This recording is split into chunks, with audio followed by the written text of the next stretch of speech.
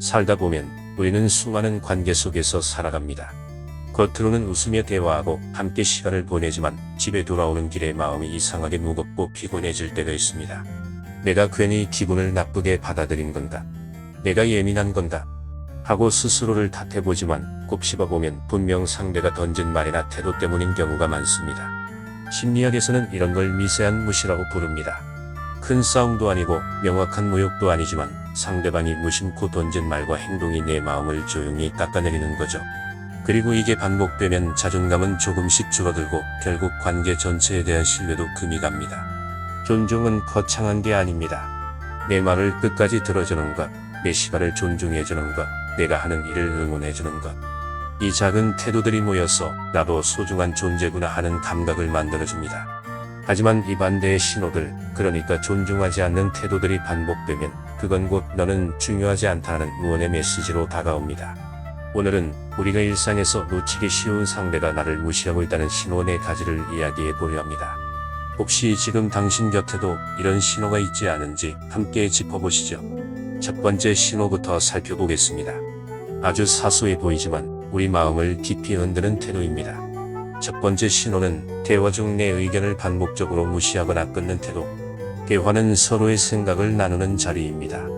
하지만 어떤 관계에서는 내 말이 끝나기도 전에 상대가 말을 끊어버리거나 아예 들은 척도 하지 않는 경우가 있습니다. 그건 아닌 것 같아.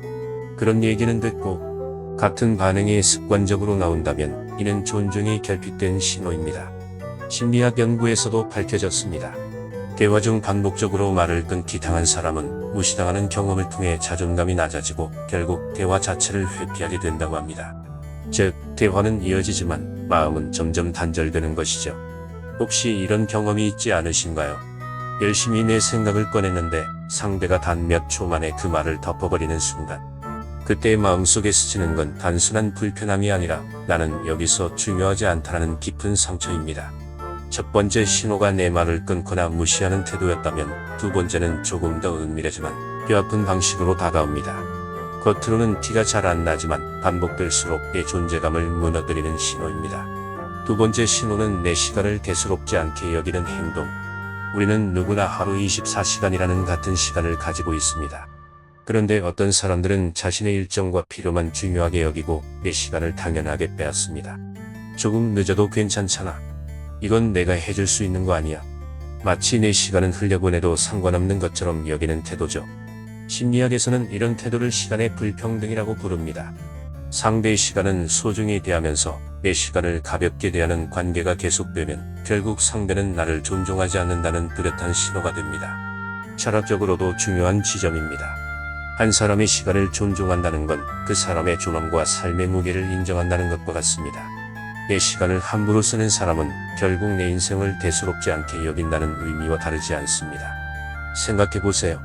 약속 시간마다 지각하는 친구, 필요한 일이 있을 때만 연락하는 동료, 언제나 자신의 계획을 내 일정보다 앞세우는 사람. 이런 관계 속에서 우리는 늘 뒷전으로 밀려나고 결국 나는 중요하지 않은 존재인가 하는 허탈함을 느끼게 됩니다.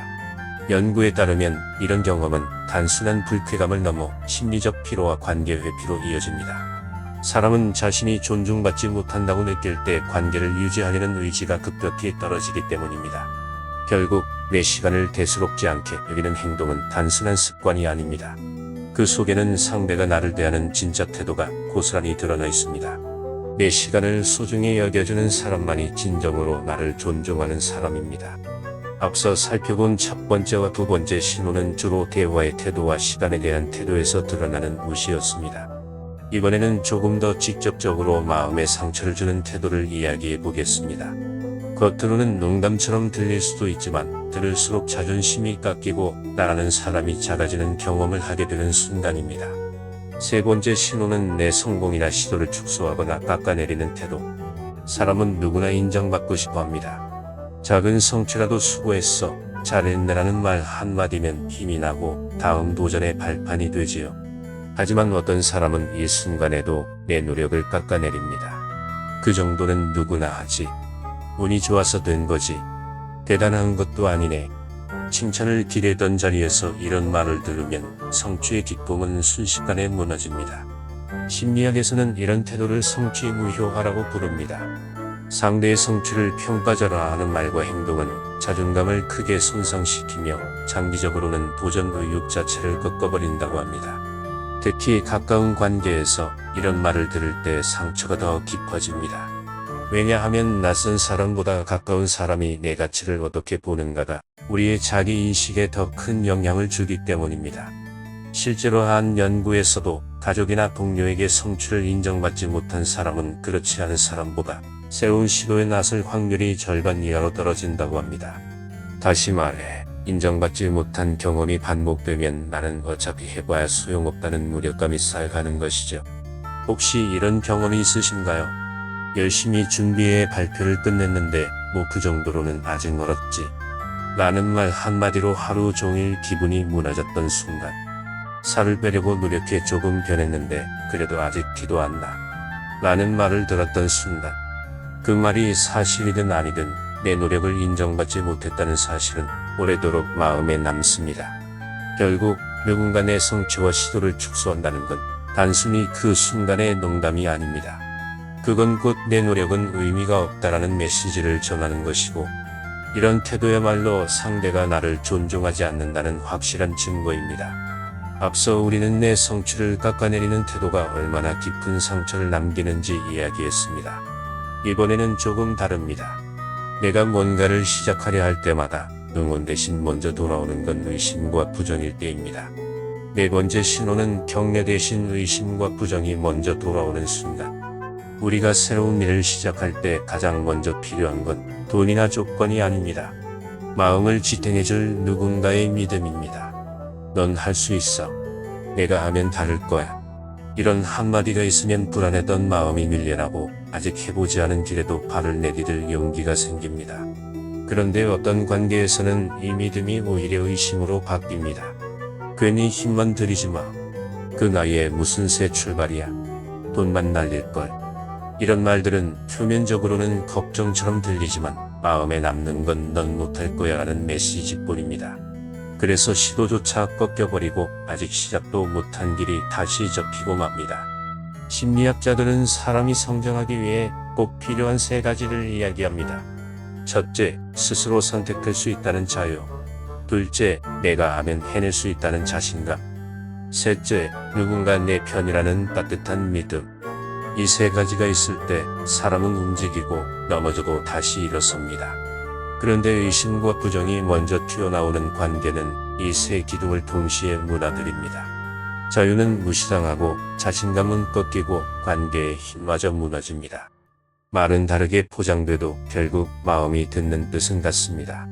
내가 선택했지만 틀렸어. 넌 못해. 그리고 나는 내 편이 아니야. 이런 말에 반복적으로 노출되면 사람은 점점 배우게 됩니다. 아무리 말해도 또 꺾이겠지. 시작해도 어차피 비웃음을 살 거야. 그래서 말하지 않고 시작하지 않고 시도하지 않게 됩니다. 심리학에서는 이것을 학습된 무기력이라고 부릅니다. 누군가의 의심과 부정이 내 안의 가능성을 차단해버리는 순간입니다. 물론 반대 의견이나 조언이 필요할 때도 있습니다. 하지만 중요한 건 타이밍과 태도입니다. 아직 시작도 안 한 순간에 부정부터 내뱉는 건 조언이 아니라 벽이 됩니다. 반대로 일단 해보자. 어려우면 그때 같이 방법을 찾자라고 말해주는 건 지지가 됩니다. 사람이 진짜 원하는 건 완벽한 동의가 아니라 내 선택 앞에서 등을 떠밀어주는 응원입니다. 그래서 우리는 관계를 돌아봐야 합니다. 내가 하는 모든 일에 의심과 부정이 먼저 돌아오는가? 아니면 적어도 한 번은 내 편이 되어주고 해보라고 격려해 주는가? 이 차이가 사람을 살리고 가능성을 살리고 관계마저 살립니다. 우리가 살아가며 겪는 수많은 관계 속에서 존중받지 못하는 순간은 생각보다 훨씬 많습니다. 내 말을 끊고 무시하는 태도, 내 시간을 함부로 여기는 행동, 내 노력을 깎아내리는 시선, 그리고 내가 무언가를 시작하려 할 때마다 돌아오는 의심과 부정. 이 4가지는 단순한 습관이 아니라 상대를 깊이 상하게 하는 신호입니다. 관계에서 존중이 사라지면 사람은 점점 스스로를 작게 만들고 결국은 자기 자신을 잃어버리게 됩니다. 반대로 존중이 살아있는 관계에서는 작은 말 한마디, 짧은 행동 하나만으로도 삶이 다시 일어섭니다. 중년 이후에 우리 삶은 더 이상 수많은 사람들에게 인정받아야 하는 시기가 아닙니다. 오히려 소중한 몇 사람과 진실한 관계를 맺는 게 훨씬 더 중요해지는 때입니다. 그렇기에 지금 내 곁에 있는 사람들과의 관계가 존중으로 이어지고 있는지 아니면 무심한 무시로 흘러가고 있는지 한 번은 돌아봐야 합니다. 심리학자들은 말합니다. 사람이 살아가는 힘은 거창한 성공보다도 누군가 나를 믿어주는 따뜻한 한마디에서 나온다고. 내가 오라. 나는 내 편이야. 이 말이 있을 때 우리는 다시 시작할 수 있고 넘어져도 일어설 수 있습니다. 혹시 당신의 곁에는 늘 당신을 무시하는 신호만 보내는 사람이 있습니까? 그렇다면 그 관계를 지켜야 할 이유가 무엇인지 지금이라도 다시 묻고 선택해야 합니다.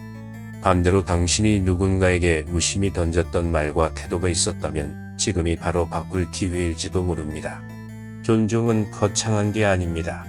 말을 다 듣는 것, 시간을 존중하는 것, 작은 성취를 축하하는 것, 그리고 시작하려는 용기를 응원하는 것. 이 네 가지는 어렵지 않지만 사람을 살리고 관계를 살리는 가장 확실한 힘입니다. 오늘 이야기한 네 가지 신호가 단순한 불편함으로 끝나지 않길 바랍니다. 이 신호들을 통해 지금 내 관계를 돌아보고 존중이 살아있는 연결로 조금씩 바꿔간다면 우리는 더 단단하고 따뜻한 삶을 살 수 있을 것입니다.